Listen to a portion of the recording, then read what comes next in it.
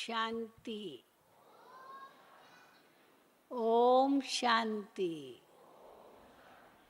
ओम शांति।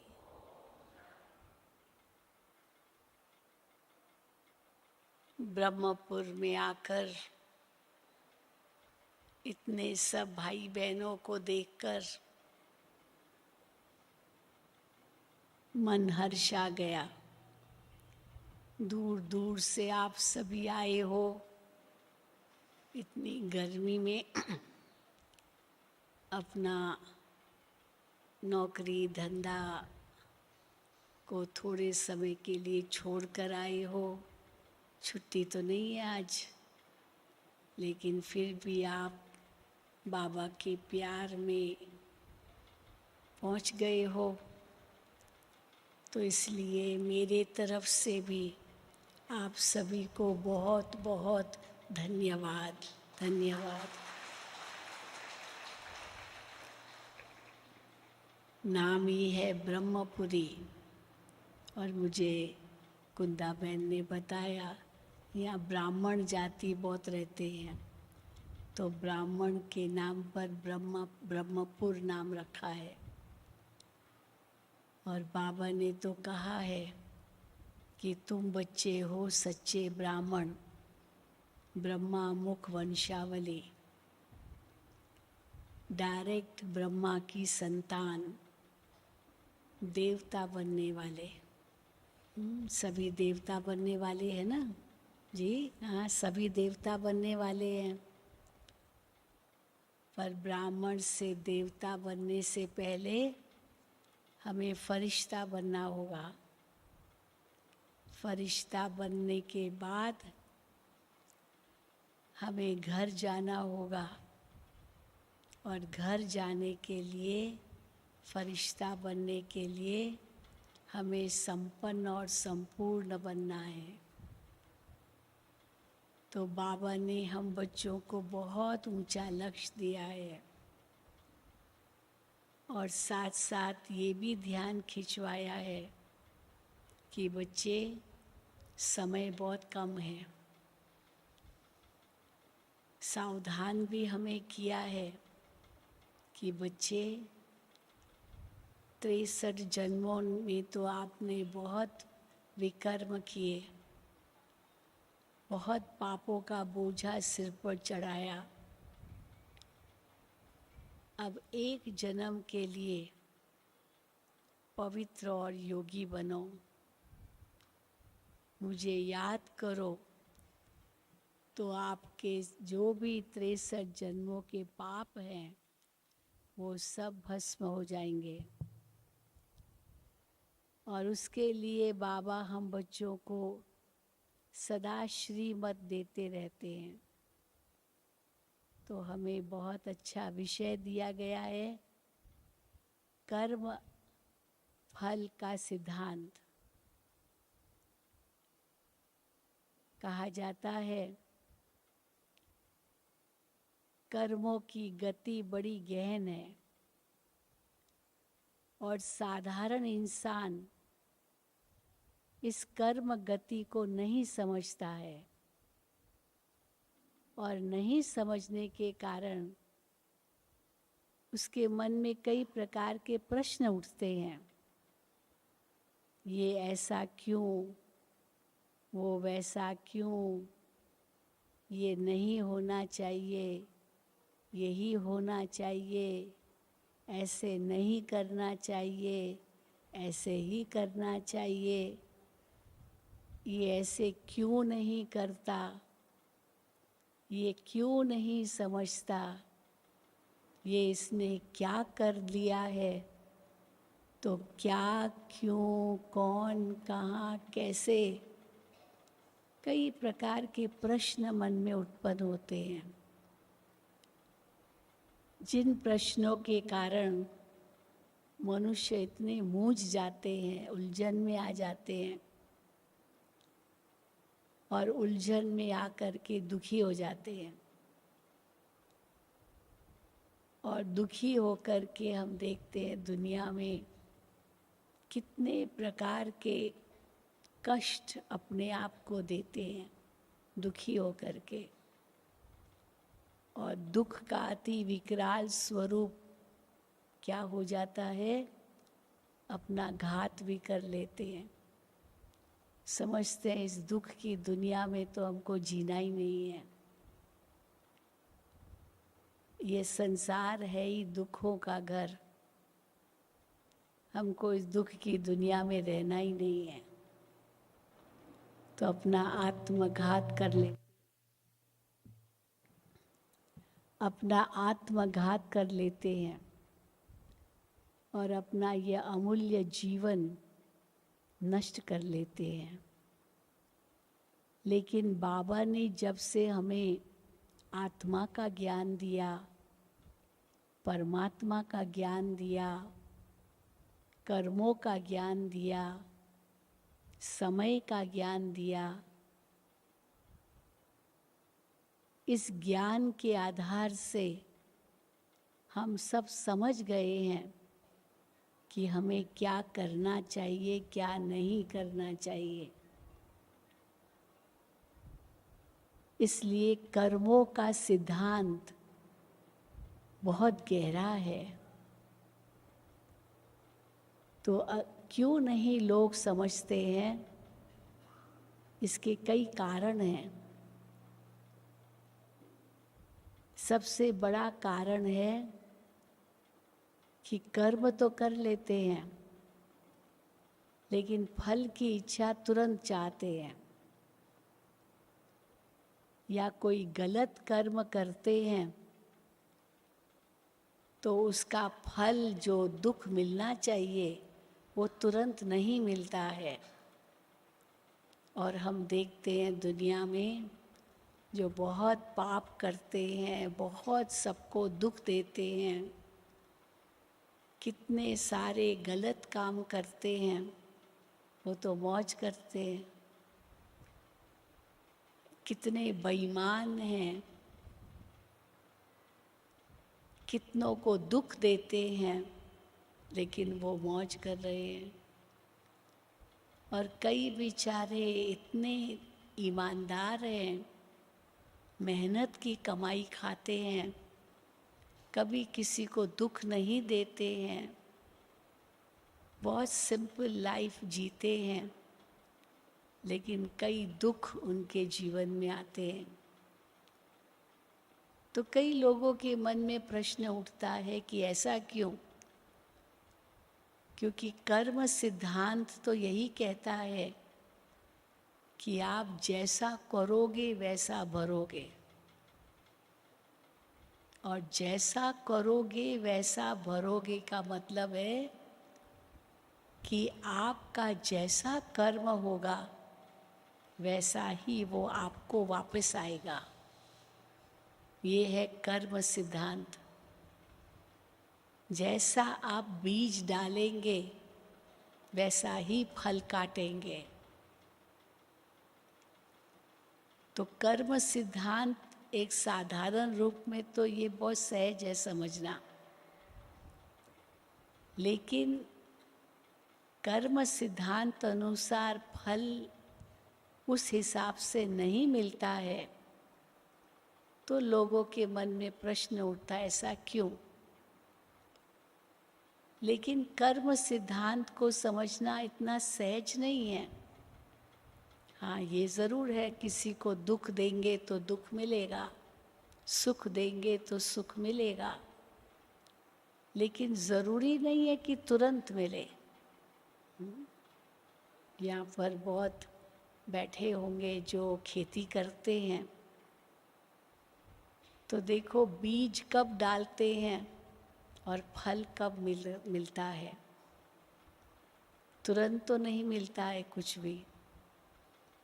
और एक बीज डालते हैं, कितने फल निकलते हैं?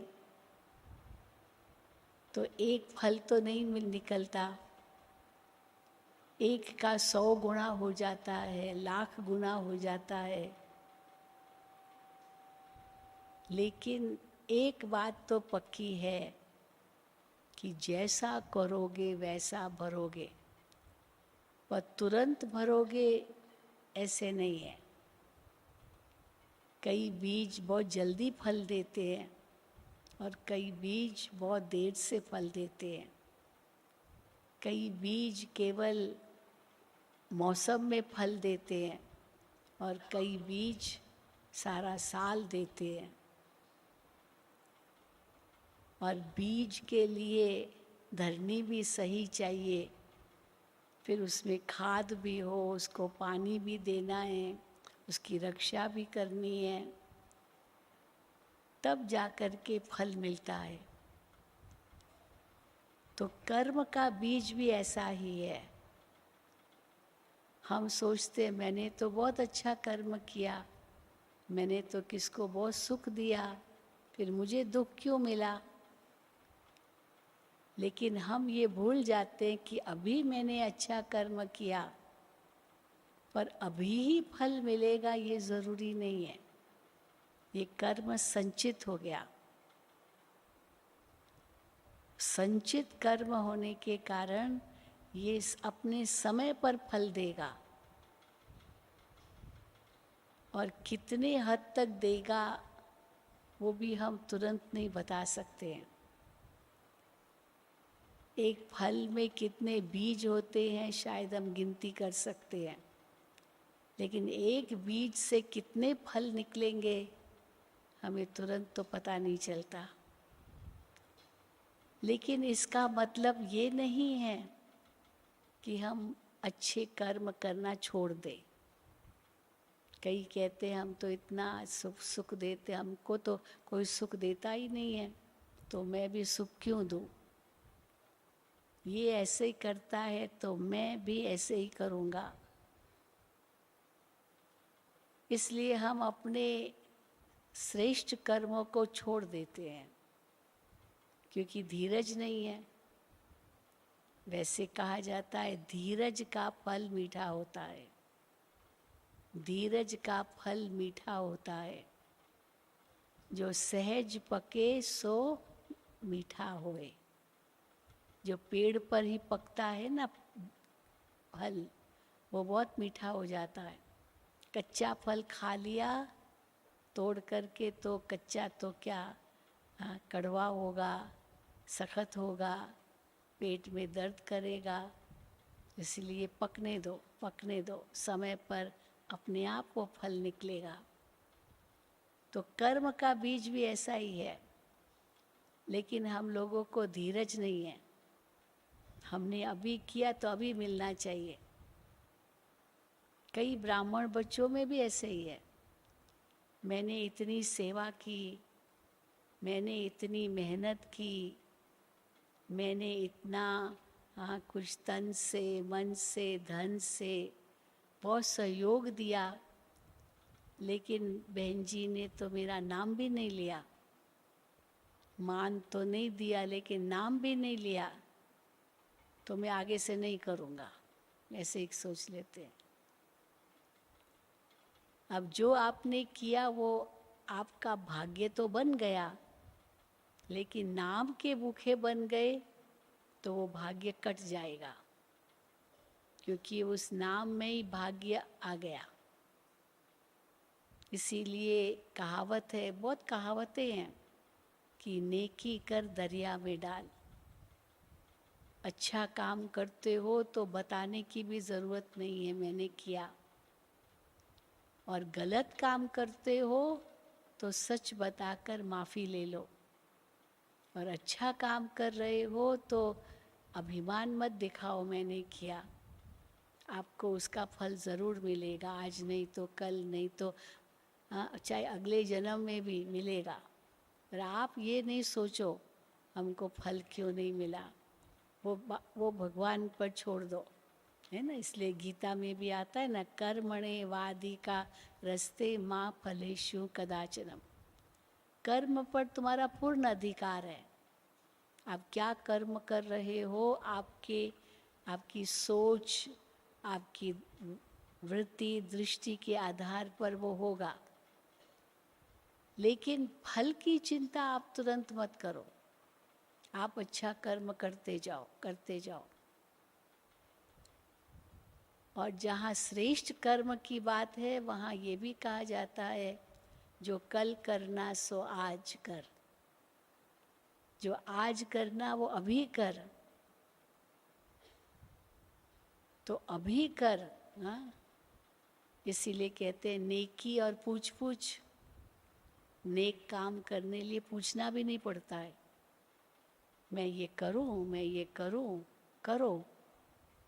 अगर पूछेंगे या उसको डिले करेंगे, चलो कल करूंगा कल करूंगा, तो उसकी शक्ति कम हो जाएगी। इसलिए नेक काम, अच्छा काम तुरंत करना चाहिए।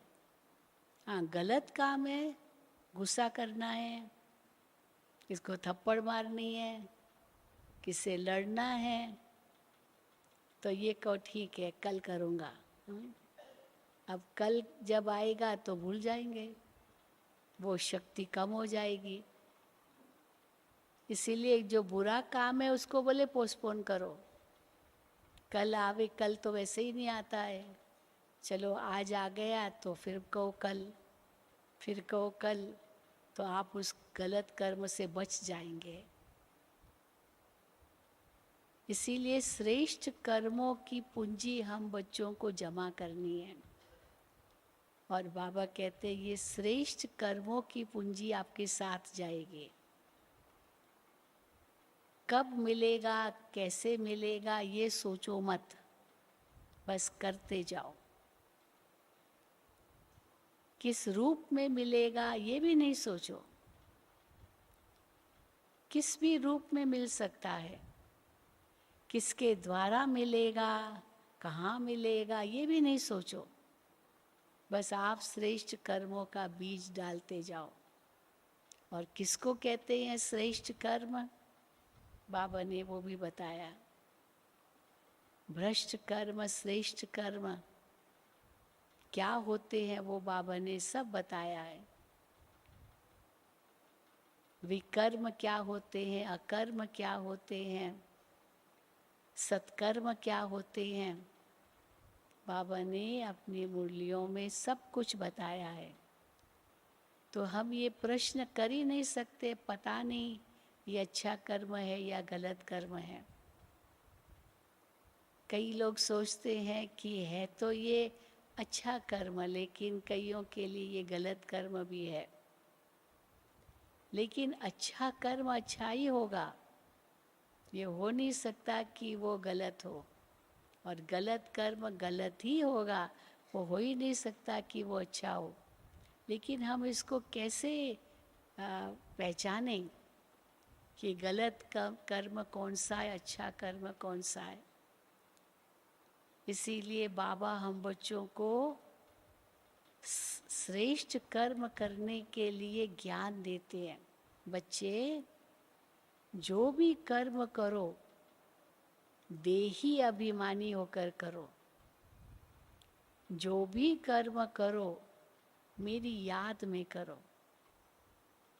तो देही अभिमानी होकर करो और मेरी याद में करो। ये दो कदम अगर हैं तो वो कर्म श्रेष्ठ कर्म ही होगा। और अगर देह अभिमान है, अगर तेरा मेरा है, तो वो कर्म गलत कर्म हो जाएगा।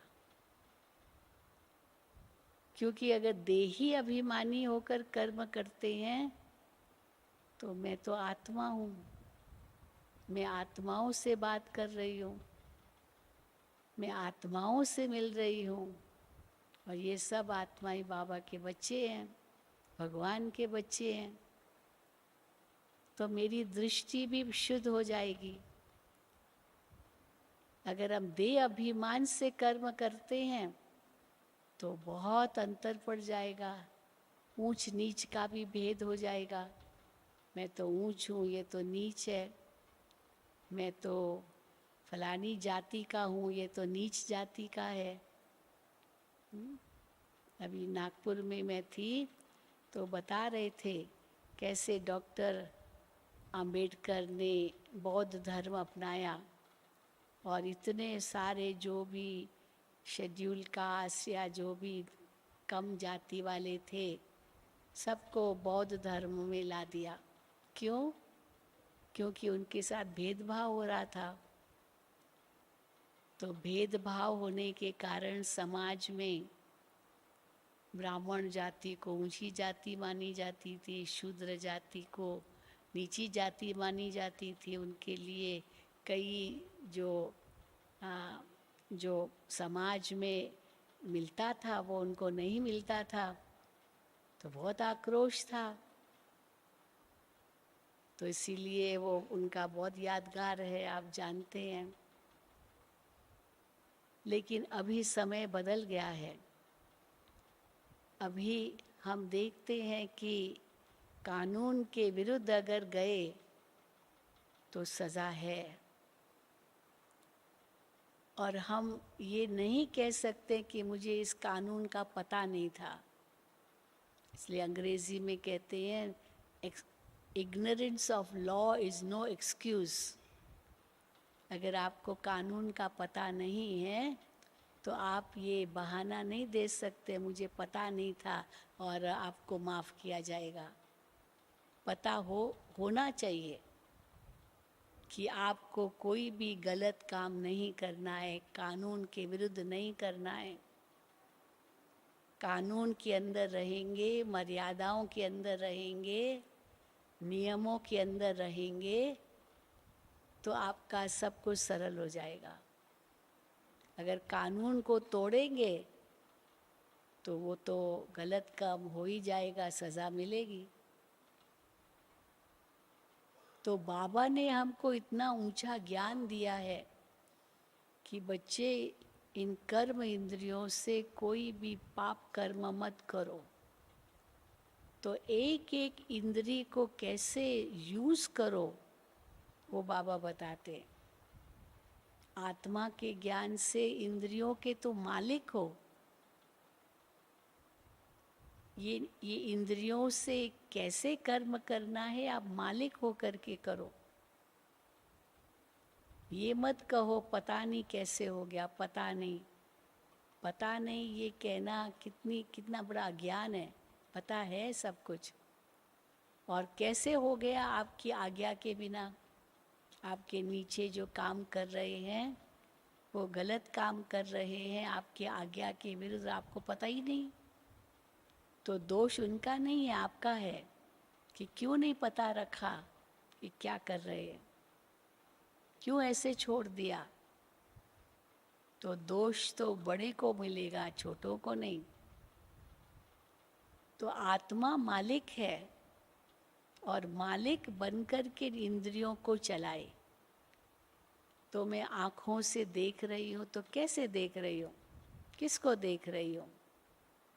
अगर देह की तरफ बुद्धि गई तो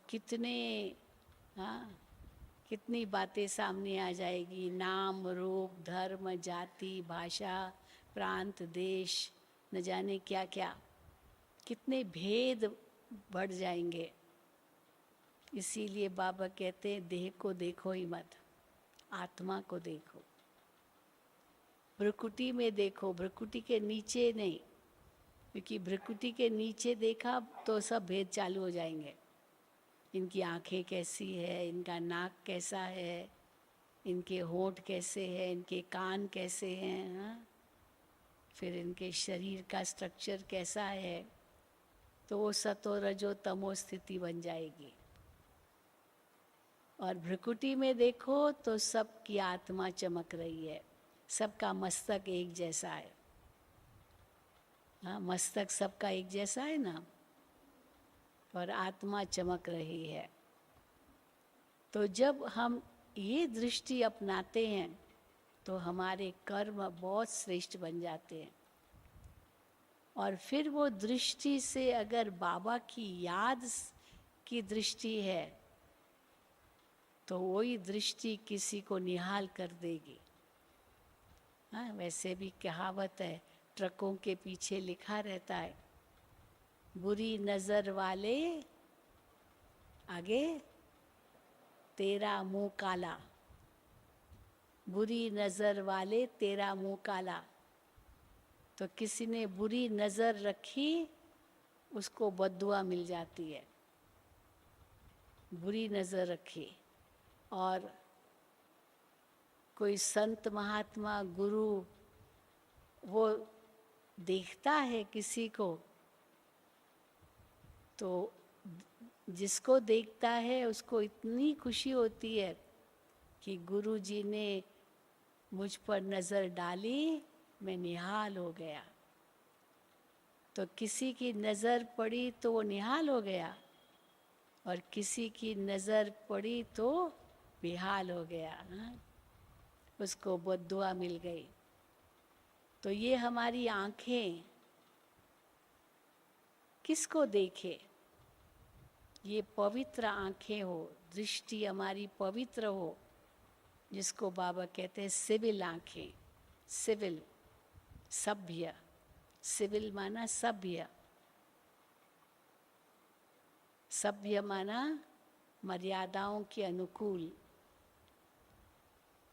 तो इसीलिए सबको जब आत्मा देखते हैं तो ये भेद खत्म। ऐसे नहीं कि धर्म बदलने से कोई भेद खत्म होगा, या जाति बदलने से भेद खत्म होगा।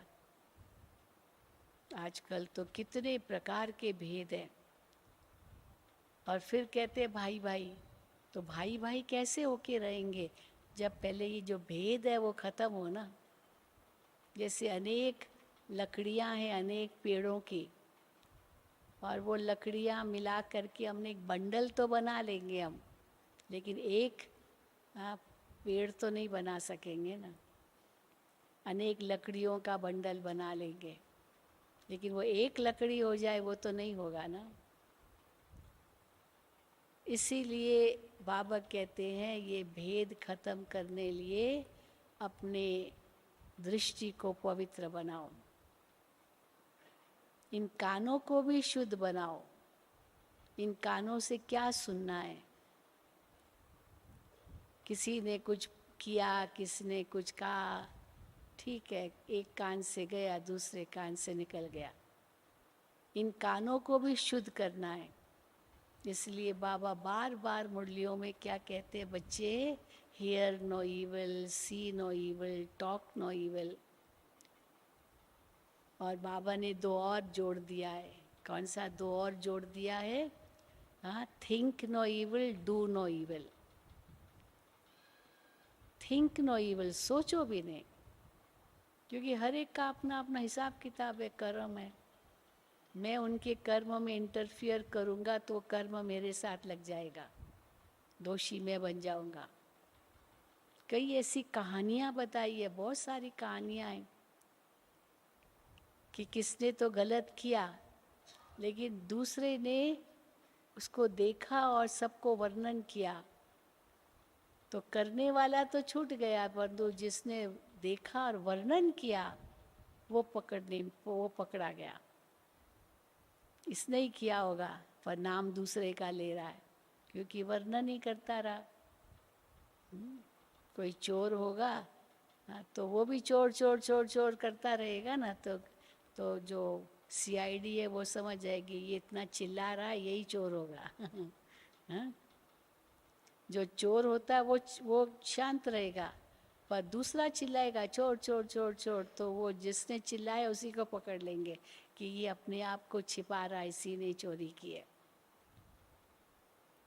तो बहुत ऐसे केस है। अब कर्म किया दूसरे ने, लेकिन मैंने देखा, वर्णन किया, ग्लानि की, नफरत किया, तो हम दोषी बन जाएंगे। उसका भी दोष मेरे ऊपर आएगा, और मेरे संस्कार ऐसे बन जाएंगे, वो तो और बुरी बात। वो तो बेचारा कोशिश कर रहा है अपनी गलतियों को सुधारने की, वो अपने आप को बदलने की कोशिश कर रहा है, और मैं उसकी ग्लानि करता रहूं और बुरा भला बोलता रहूं, तो उसका तो दोष कम हो जाएगा, मेरे पर ही दोष चढ़ेगा। इसीलिए बाबा कहते हैं देखो भी नहीं, सुनो भी नहीं, बोलो भी नहीं, हर एक का कर्म उसके साथ है। मुझे क्या करना है बस ये सोचो, मेरा कर्म कौन सा होना चाहिए। किसने गुस्सा किया, मैंने भी गुस्सा किया, तो आग में तेल के बराबर हो जाएगा। चलो उसने गुस्सा किया, उसने बुरा कहा, मैं तो शांत रहूं, या बाबा कहते वहाँ से हट जाओ, क्योंकि उस झगड़े को बढ़ाओ मत, हट जाओ वहाँ से। अब वो किससे लड़ेगा? दीवारों से लड़ेगा क्या? आप तो हट गए। पर आप खड़े रहेंगे और आप भी सामना करेंगे तो लड़ाई बढ़ती जाएगी और पाप दोनों से होगा। इसीलिए बाबा कहते हैं ये इन आँखों से, इस मुख से, इन कानों से, इन हाथों से कोई ऐसा कर्म मत करो, मत करो, किसी को दुख मत दो। हाँ, ये हाथ आशीर्वाद का हाथ है, ये हाथ वरदानों का हाथ है, ये हाथ दाता का हाथ है, न कि किसी को दुख देने का हाथ है। इसीलिए बाबा कहते हैं ना कि ये हाथ कर कमल है, कर कमल हो, हाथ कमल हो, नैन कमल समान हो, मुख कमल समान हो। क्या मुख से हम निकाल रहे हैं शब्द? ये पत्थर मत निकालो, रत्न निकले, फूल निकले। इसको कहेंगे कर्म की गति को सही रूप से समझना। लेकिन फल कभी भी मिले। अब कई कहते बहन जी मैं तो फलाने को दुख नहीं देता हूँ, पर वो हमको सदा ही दुख देता है, तो हम क्या करें? वो हमको इतना दुख देता है बहन जी, क्या बात कर, क्या कहूँ। और मेरे मुख से तो कभी कुछ गलत शब्द नहीं निकला, मैंने कभी नहीं उसको कुछ कहा, लेकिन वो हमको दुख ही देता रहता है, तो मैं क्या करूं? तो फिर बाबा इसका उत्तर देते हैं। क्या उत्तर है इसका? कि आप अगर दुख नहीं देते हो और वो दुख दे रहा है तो आप लेते क्यों हो? दुख लेना तो हमारे हाथ में ना, हम ना ले, ठीक है, उसका कर्म वो जाने, उसकी दृष्टि ऐसी होगी, हम क्या कर सकते हैं। मैं तो ऐसा नहीं हूँ। इसलिए बाबा कहते हैं स्वमान में रहो। बाबा ने हमको बहुत स्वमान दिए हैं। आत्मा का मान रखो। उसने गुस्सा किया, पर मैं कौन हूँ? मैं तो शांत स्वरूप आत्मा हूँ, तो मुझे अपनी शांति को भंग नहीं करना है। उसने तो मन को अशांत कर लिया, क्योंकि गुस्सा करने वाला पहले खुद को अशांत करता है, दूसरे को अशांत करे या न करे। लेकिन मैं तो शांत स्वरूप आत्मा हूँ, तो मुझे दुख लेना नहीं चाहिए। पर मान लो वो बहुत दुख दे ही रहा है, तो क्या समझो किसी जन्म का कोई कर्मों का हिसाब किताब है, वो चुकत हो रहा है। खुशी मनाओ कि वो चुकत हो रहा है, क्योंकि मैंने रिएक्ट नहीं किया, तो कोई पुराना हिसाब किताब था, मेरे सिर पर उसका ऋण था, और उसने ऐसे शब्द बोल दिए तो वो चुकत हो गया, तो खुशी है ना, हल्का हो गया मैं। क्यों ऐसे कहा, क्यों कहा, नहीं कहना चाहिए ऐसे, ठीक नहीं है, ये ठीक नहीं है, वो ठीक नहीं है, तो खुद को भी दुखी करेंगे। अब क्या ठीक है क्या नहीं ठीक है वो तो धर्मराज जाने, पर मैं ठीक रहूं, बस ये बहुत ध्यान रखना अपने ऊपर। तो किसको हम बाबा कहते हैं शुद्ध कर्म कहते हैं, श्रेष्ठ कर्म कहते हैं, सुकर्म कहते हैं, जो कर्म आत्म अभिमानी स्थिति में किया हुआ हो, बाबा की याद में किया हुआ हो। इसलिए बाबा कहते हैं ना, या तो बाप है या तो पाप है, दोनों एक साथ नहीं रह सकते हैं। जहाँ बाप है वहाँ पाप नहीं है, क्योंकि शिव बाबा मेरे साथ है। इसलिए देखो भक्ति मार्ग में जब कहते हैं ना परमात्मा कहाँ है, तो क्या कहते हैं, सर्वव्यापी है, सब जगह है। तो ये क्यों कहा सर्वव्यापी है? क्योंकि भगवान देख रहा है, वो सब जगह है। कोई भी पाप मत करो, वो सब जगह है। ये भक्ति मार्ग में ये बात फैलाई गई। हमारे ऋषि मुनियों को पता था कि आगे चल कर के घोर कलयुग आएगा और घोर कलयुग में मनुष्य बहुत पाप करेंगे, इसलिए उनको डर बैठे भगवान देख रहा है तो कोई पाप मत करो। इसलिए वो सब जगह है, तभी तो देखेगा। दूसरा जो बाबा कहते सर्वव्यापी का सिद्धांत क्यों फैल गया? क्योंकि भक्तों को अपने इष्ट से जो सच्ची प्रीत थी, लगन थी, उनका साक्षात्कार होता था। उनको जैसे याद किया उनके आगे वो दीदार हो जाता था। तो उनके लिए जैसे उनका इष्ट वही है, उनके साथ ही है। तो सर्वव्यापी का सिद्धांत हो गया। लेकिन जब ब्राह्मण बच्चों के आगे ये बात आती है, अब हम तो जानते हैं सर्वव्यापी नहीं है, वो तो परम धाम का वासी है। तो कई समझते बाबा देखता थोड़ी है, बाबा को भी क्या पता।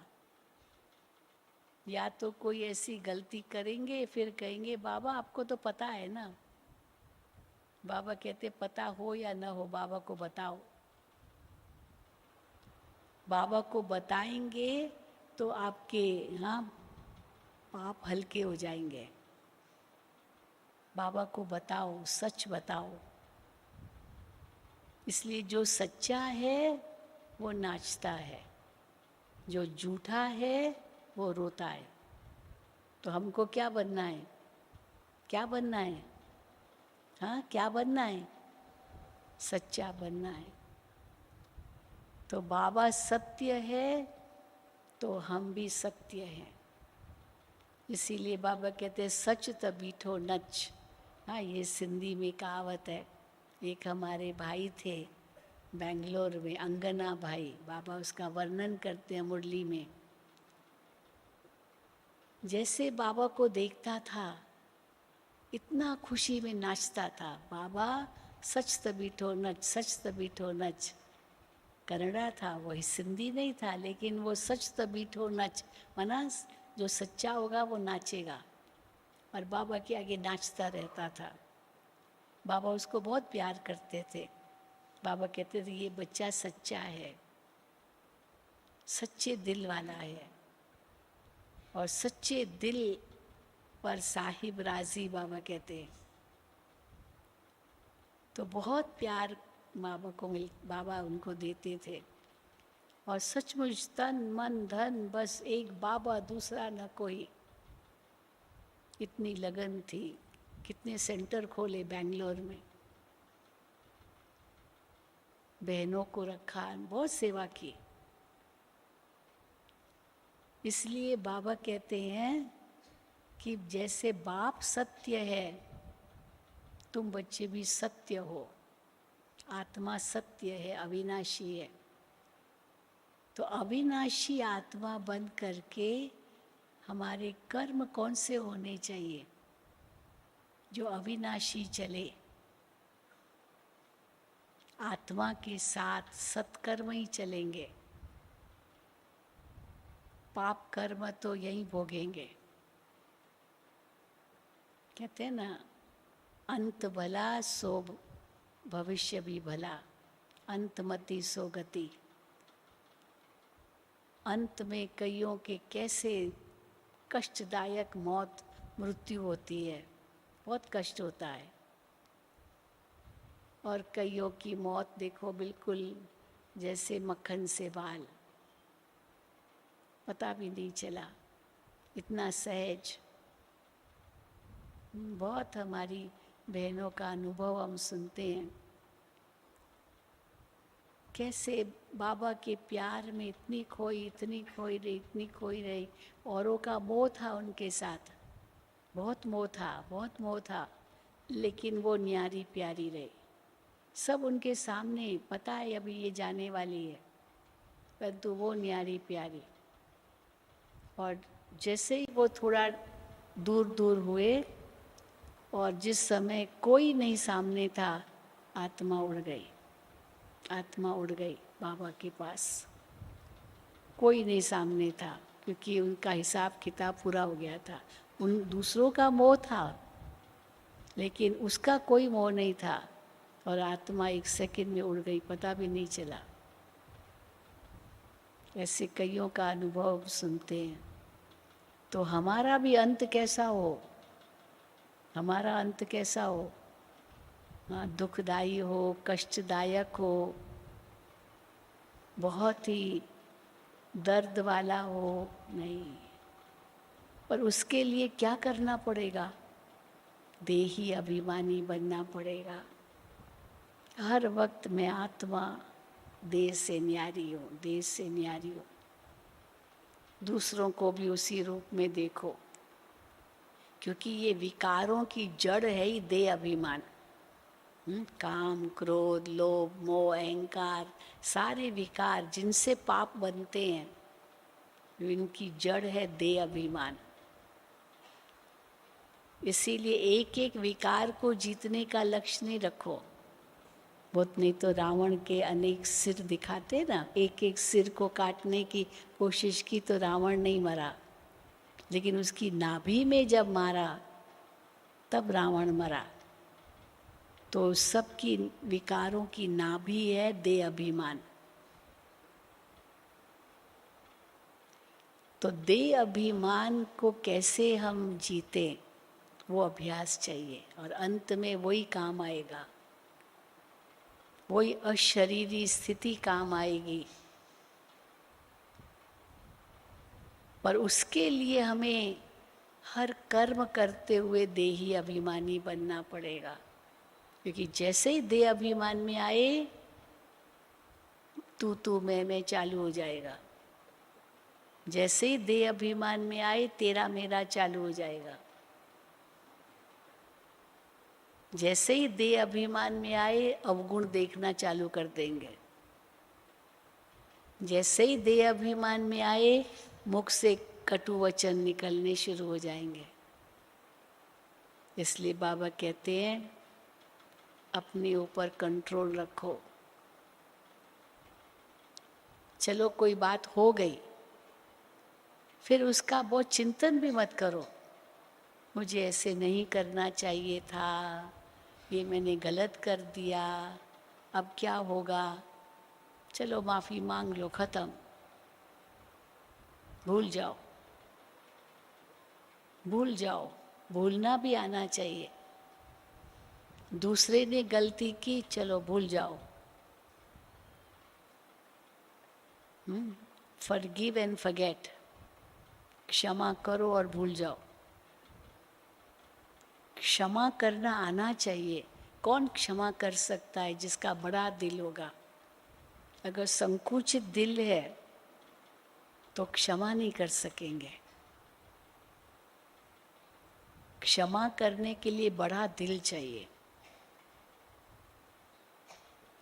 और कई लोग तो चलो क्षमा कर लेते हैं, ठीक है, उनका रिएक्ट नहीं करेंगे, बदला नहीं लेंगे, क्षमा कर दिया, लेकिन भूल नहीं सकते। और जैसे वो व्यक्ति सामने आएगा बस अंदर में जलेंगे। तो भूलना भी आना चाहिए, हम भूले भी ज़रूर। क्षमा किया वो तो ठीक है, पर भूल भी जाए, इसीलिए कहते हैं रात गई बात गई। एक कहावत है, रात आई ना और सो गए तो उस दिन की जो बातें सब पूरी हुई। रात गई बात गई, नया दिन नया सवेरा आ गया, पुरानी बातें सब भूल जाओ। कैरी फॉरवर्ड मत करो अगले दिन के लिए। अगर बिजनेस में भी घाटा पड़ा, ये पड़ा, तो कैरी फॉरवर्ड हो जाएगा ना ये घाटा। लेकिन वो वैसे भी एक बहुत अच्छी कहावत कहते हैं ना, 24 घंटे में कितने सेकंड होते हैं। तो वो जो 24 घंटे हमने बिताए वो वापस नहीं आएंगे, वो गए तो गए। जो समय बीत गया वो बीत गया, वो वापस नहीं आएगा। जो बात हो गई वो बात हो गई, वो उसी रूप से वापस नहीं आएगी। लेकिन हम उसको पकड़ के रखते हैं। और वैसे भी समय को हम पकड़ नहीं सकते हैं। तो बात को क्यों पकड़ रहे हैं? वो बात तो वापस आएगी नहीं। तो पकड़ के रखना बात को, इसका मतलब हमने क्षमा भी नहीं किया और भूल भी नहीं गए हैं। इसलिए बाबा हमको क्या कहते हैं, 3 बिंदु लगाओ बस। ये 3 बिंदु का बहुत सुंदर अनुभव हमको होना चाहिए। बिंदु बनो, बिंदु को देखो और बिंदु लगाओ बस। बिंदु बनो, मैं आत्मा बिंदु, बाबा बिंदु, उनको देखो और बिंदु लगाओ ड्रामा। अगर रिपीट कर रहे हैं वही वही बात तो बाबा का याद है? बाबा तो याद है ही नहीं। फिर दूसरों का अवगुण देखते रहते, चलो किसको बताया नहीं, पर वही मन में चलता है, तो बाबा की याद कहाँ है? और बाबा कहते समय बहुत कम है, इसमें अभी व्यर्थ मत गंवाओ अपना समय। हम कई बार कहते हैं कि सबको सम्मान दो, सबको सम्मान। हमारी मम्मा थी, वो छोटों को भी इतना सम्मान देती थी, सबको सम्मान दो। सम्मान दो तो सम्मान मिलेगा।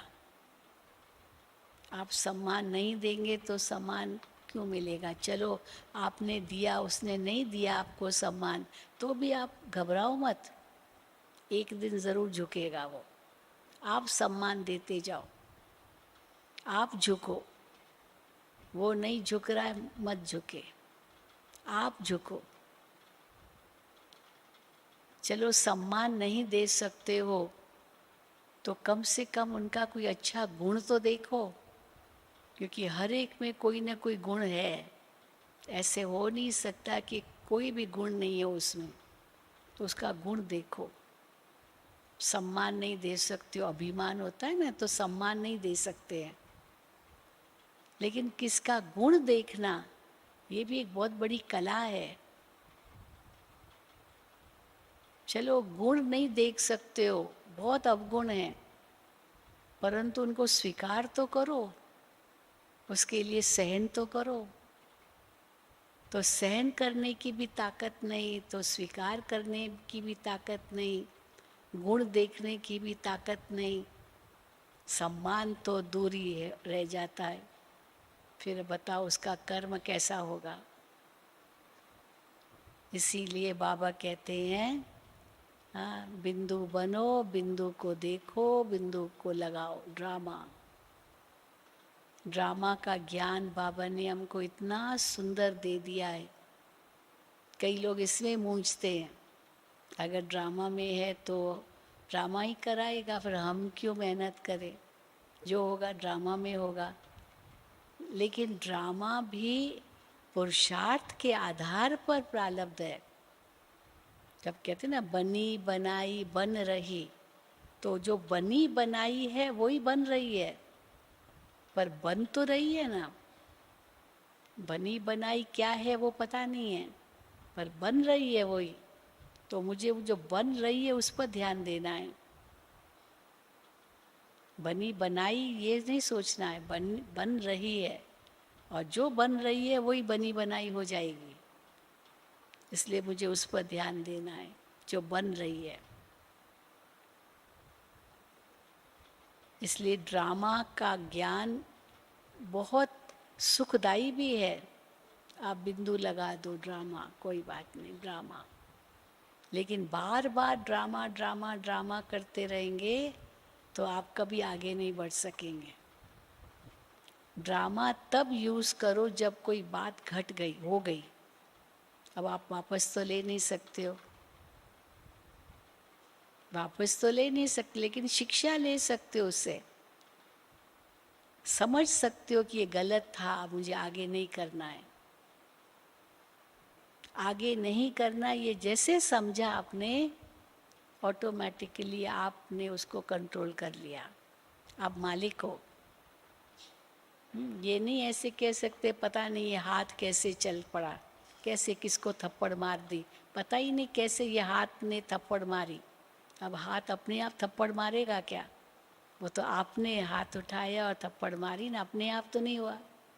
पता नहीं ये कैसे बोल दिया, इसलिए बाबा ने कहा पता नहीं पता नहीं कहते रहेंगे तो आपका ही पता कट जाएगा आपका ही पता कट जाएगा, फिर ऊंच पद से आप नीचे आ जाएंगे। इसीलिए बाबा कहते हैं समय बहुत कम है, समय कम है और मंजिल अभी लंबी है। तो क्या करना होगा? अपनी रफ्तार को जल्दी बढ़ाना होगा। तो रफ्तार कैसे जल्दी बढ़ेगी जब आगे पीछे कुछ नहीं देखेंगे, सीधा सामने केवल बाबा को देखना है बस, और किसी को नहीं, किसी आत्मा को नहीं देखना है। जो बाबा ने कहा वही मुझे करना है। बाबा ने जिनको निमित्त बनाया चलो उनके आधार पर करना है, क्योंकि जिसको बाबा ने निमित्त बनाया वो जिम्मेदार है। बाबा कई बार कहते हैं, शिव बाबा तो हमें श्रीमत देते हैं, फिर ब्रह्मा बाबा से पूछते हैं, चलो ब्रह्मा बाबा ने कुछ कहा, वो चलो सही नहीं भी था, लेकिन शिव बाबा उसको करेक्ट कर लेगा, क्योंकि ब्रह्मा बाबा की जिम्मेदारी शिव बाबा के हाथ में है। इसी प्रकार जिनको बाबा निमित्त बनाते हैं उनको भी रिस्पेक्ट देते हैं। ये नहीं कि इनको हम रिस्पेक्ट नहीं देंगे, उनको भी रिस्पेक्ट देना होता है। बाबा ने निमित्त बनाया, अगर नहीं देते उनको रिस्पेक्ट, माना बाबा को रिस्पेक्ट नहीं देते। इसलिए बाबा ने उस दिन भी मुरली में कहा, कई कहते शिव बाबा तो बहुत अच्छा है, हाँ शिव बाबा को याद करना है, शिव बाबा से ही मेरा संबंध है, मेरा और किसी से संबंध नहीं है। लेकिन ईश्वरीय परिवार भी चाहिए, ईश्वरीय परिवार ही तो सतयुग में चलेगा। तो यहाँ कैसा व्यवहार आप करते हो उस अनुसार वहाँ संबंध होंगे। इसीलिए ईश्वरीय परिवार को भी नकारना नहीं है। ईश्वरीय परिवार ही देवी परिवार बनना है। यही सतयुग में आएंगे, यही सतयुग में आएंगे। तो अगर अभी नकारा, अभी ऐसा कोई गलत व्यवहार किया, तो सतयुग में वो आपको भरी डोनी पड़ेगी, उनका नौकर चाकर बनना पड़ेगा। अभी आपने उनको दुख दिया तो, अभी आपने रिस्पेक्ट नहीं दिया तो, अभी आपने गलत व्यवहार किया तो। इसीलिए बाबा कहते हैं राजधानी बन रही है, और इस राजधानी में हर एक का पद अपना अपना होगा, हर एक का स्टेटस अपना अपना है, और सब प्रकार का स्टेटस चाहिए सतयुग में। इसीलिए उसकी तैयारी अभी, और अचानक कुछ हो जाएगा पता भी नहीं चलेगा, इसलिए अचानक के लिए तैयार रहो। अचानक के लिए एवर रेडी रहना पड़ेगा। एवर रेडी नहीं है तो अचानक का सामना नहीं कर सकेंगे। और एवर रेडी रहने के लिए बहुत काल का अभ्यास चाहिए, अशरीरी बनने का अभ्यास, न्यारा प्यारा बनने का अभ्यास, एक बाबा की याद का अभ्यास। तो अपना समय भी सफल करो, श्वास भी सफल करो, अपने संकल्प भी सफल करो, अपनी शक्ति भी सफल करो, क्योंकि सफलता हमारा जन्म सिद्ध अधिकार है। और उन सब का आधार जो बाबा ने उस दिन बताया, निश्चय, निश्चय में विजय है। और निश्चय माना बाबा से सच्चा स्नेह, और बाबा से स्नेह माना बाबा की हर श्रीमत से स्नेह। तो ज़रूर बाप समान बनकर बाबा के साथ वतन में उड़ेंगे, और बाबा के घर में, परम धाम में बाबा के निकट पहुँचेंगे, रुद्रमाला में बाबा के निकट आएंगे, फिर विष्णु की माला में भी विष्णु के निकट आएंगे। सतयुग में ऊंच पद पाएंगे। यही लक्ष्य है ना सबका, यही लक्ष्य है कि नहीं? या कुछ भी चलेगा, कुछ भी चलेगा, या लक्ष्य है ऊंच पद पाना है? हाँ, जो समझते ऊंच पद पाना है वो हाथ उठाओ। अच्छा, जो समझते कुछ भी चलेगा, कुछ भी चलेगा, वो हाथ उठाओ। कोई भी नहीं। तो इतना ऊंचा पद पाना है तो मेहनत तो करनी है। लेकिन फिर बाबा ये भी कहते हैं ना, मेहनत कोई मैं ज़्यादा नहीं देता हूँ, बस मुझे याद करो। भक्ति मार्ग में तो कितनी मेहनत की आपने, कितना कष्ट उठाया, कितनी तकलीफ सहन की भक्ति मार्ग में। ज्ञान मार्ग में तो कुछ भी नहीं है, पर ये मेहनत है देही अभिमानी बनने की, संस्कारों को बदलने की, सबके गुण देखने की, मन में केवल बाबा और दूसरा न कोई, ये मन में लाने की, ये मेहनत है बस। ये तो बुद्धि की मेहनत है, शरीर की तो कोई मेहनत नहीं है। शरीर से भले वो मेहनत करो जो आप करते हो, जो कार्य करते हो, बाबा मना थोड़ी करते हैं, लेकिन उसमें भी इतनी सफलता मिलेगी अगर हम जो बाबा की श्रीमत है उस अनुसार चलेंगे। तो बहुत बहुत भाग्यशाली हो, बाबा मिला, सब कुछ मिला। ठीक है? हाँ, बाबा मिला, बोलो बाबा मिला, सब कुछ मिला। मेरा तो एक शिव बाबा, दूसरा न कोई। बस इसी लगन से सदा आगे बढ़ो तो ये ब्रह्मपुर क्या बन जाएगा? सारे ब्रह्मा बाप समान बन जाएंगे। हाँ, सब ब्रह्मा बाप समान बन जाएंगे, संपन्न बन जाएंगे, संपूर्ण बन जाएंगे, और ब्रह्मा बाबा के साथ फिर वतन में उड़ेंगे। अच्छा, ओम शांति, ओम शांति, ओम शांति। ओम शांति। आदरणीय दीदी जी का बहुत बहुत धन्यवाद। जितना धन्यवाद दे उतना कम है।